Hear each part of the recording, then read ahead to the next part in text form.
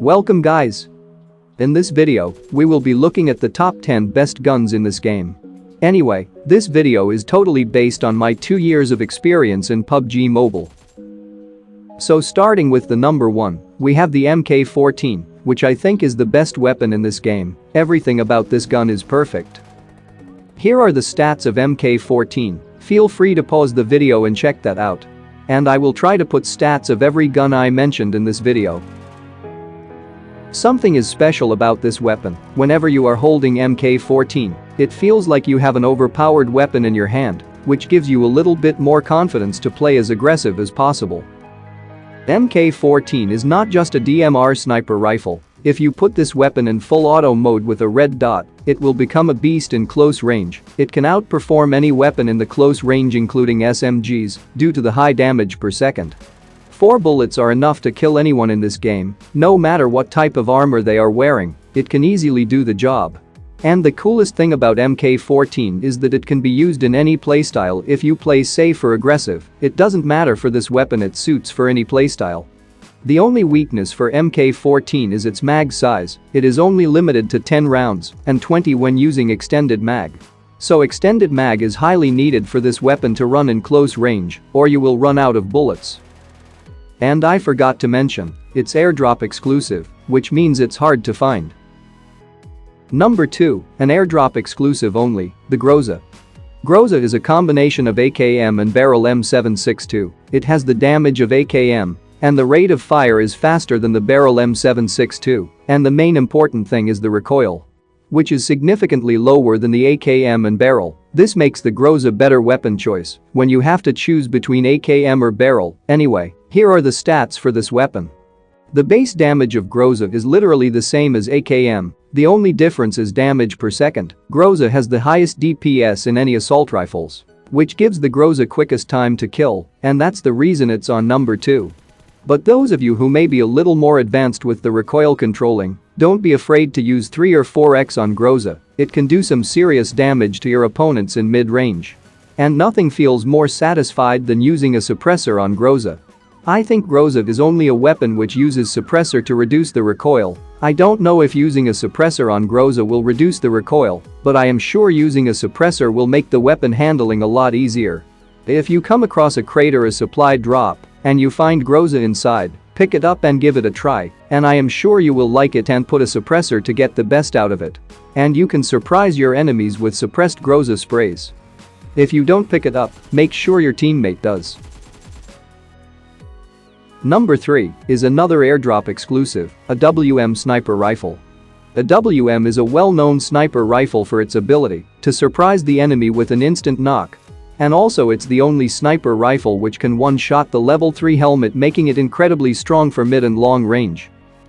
Anyway, here are the weapon stats. A WM is the only sniper rifle which have the lowest amount of bullet drop due to the high bullet velocity. If you look at the weapon stats you may know that a WM can one-shot a level 1 vest. If higher it can do some serious damage to the opponent and make them panic. So you will get an advantage over your enemies. So this gives the AWM moving target abilities which DMRs and other bolt-action sniper rifles don't have. And the best thing about AWM that I like is the ability to steal kills by hitting the knocked players. This is the easiest way to get kills, because hitting knocked players is a lot easier when compared to a live player due to their continuous movements, which makes them a harder target to hit. I would not always recommend hitting the knocked players for too long. But if you see a player that is knocked and you can hit your shot, why not get a free kill? Anyway, if you ever find AWM, you should take it, and I recommend you use it to improve your bolt-action sniping skills. Being a good sniper with bolt action is rare, but it's an incredible skill to learn. Number 4 is not an airdrop weapon, but the popular one, can you guess? Well, it's M416, popular for many reasons and known for its performance. Sometimes it can be really powerful in close range. It can be used for spraying down enemies in mid-range. The best thing is it has very low recoil, making it easiest assault rifle to control.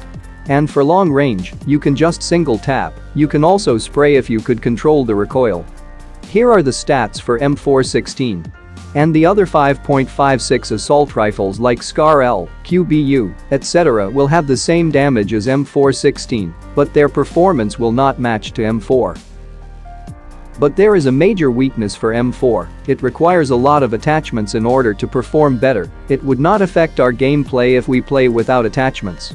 But playing with perfect attachments is always better, and sometimes it's very hard to find its perfect attachments. Number 5. The shotgun. This includes all the shotguns. Anyway, shotguns are really powerful in extremely close range. No other weapon can outperform a shotgun in ranges from 0 to 25. Here is a quick tip if you ever had to use a shotgun. Do not rush with a shotgun. The shotgun is a defensive weapon, not an attacking weapon. If you have a shotgun, wait until your enemies get really close to you. Shotgun has a base damage of 198 to 216, which can easily one-shot your enemy for an instant knock. All the shotguns have the same accuracy in close range. I would highly recommend using hip fire with shotguns. You always have to remember one thing while using a shotgun: try to knock down your enemy in a single shot. If you miss, then you're at a massive disadvantage that you can't escape. Using a shotgun is a skill that you have to learn to get better. Sometimes if you're lucky you might clutch, if not you die. Number 6. The Micro Uzi. It is the most powerful SMG in this game right now. Until this date, no other SMG can replace this. Maybe in upcoming updates, Tommy gun will be getting a scope attachment update. Maybe it can replace Micro Uzi. Let's just hope it will replace. Recent patch updates made all the SMGs more powerful than before, and people started using SMGs more often than before due to the low recoil. Here are the stats for this weapon. The main reason why Uzi became so popular because of its rate of fire, which can shoot up to 25 bullets in just a second. Which makes this weapon really good in close range with that insane rate of fire. And a really worse choice if you miss a lot. And the weaknesses of Micro Uzi. Not just for Uzi, it's for all the SMGs that are limited to close range from 25 to 100 meters, and the low amount of bullet velocity, which makes all the SMGs really bad at mid and long range. Number 7. The Barrel M762. The main reason why it's in the list is because of its high amount of recoil, which is the hardest one to control in this game. If you can manage to control the recoil of barrel, then you can easily control the recoil of any weapon in this game, and that makes you a better player. I always challenge myself to play with these hardest weapons in this game, to become a better player than before.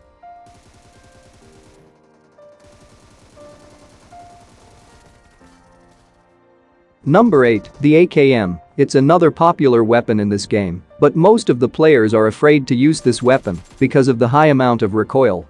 If you don't learn this weapon, you're at a massive disadvantage because this weapon has the coolest iron sight in this game, and it does not require any scopes, which makes this weapon a perfect choice in the early game because finding a red dot can be difficult sometimes. AKM is the most commonly found weapons in early games because most of the players will try to avoid this unless they have no other options. Here are the stats for this weapon.